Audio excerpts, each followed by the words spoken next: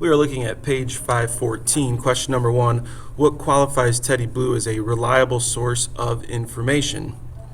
And if we go back through our text, we see a lot of different places where Teddy Blue discusses his different adventures on the trail.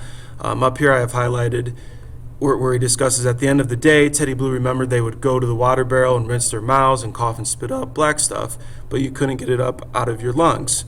Right, there's an example of where he was on a mission on a different trail.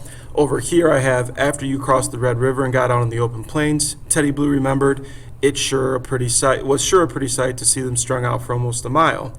So we have a lot of examples of where Teddy Blue was participating in several different drives, and so that's that first part of the answer. Teddy Blue is reliable because he participated in several drives. For example, after you crossed the river and got out on the open plains, Teddy Blue remembered it sure was a pretty sight. So that second part, you want to make sure you give a detail of how he participated in several drives. Now, question number 2, identify 2 ways violence was kept down on the trail. Violence was kept down on the trail by bosses. They were in charge of guns and also set rules of responsibility and behavior.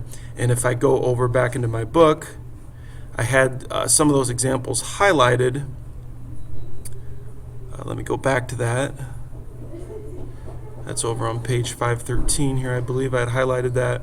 Yeah, the word trail bosses. Whenever they talk about the trail bosses, when you look around that, they start to set rules of responsibility and behavior.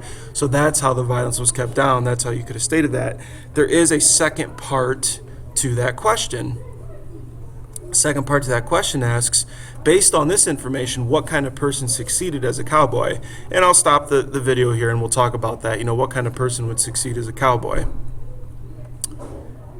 Number 3, why did settlers object to cattle coming through the land where they lived? Why did they object to this? Again, that's a book question. You go right into the book and it will tell you why they objected to this. The settlers' hostility was entirely understandable. The big herds, which would be the cattle, ruined their crops and they carried with them a disease spread by ticks and called Texas fever. I go over to my answers. Settlers objected to cattle coming through because it would ruin crops and spread disease. Second part, our discussion questions. We're going to do 3, 4, and 5. We'll discuss those in class after I stop the video here.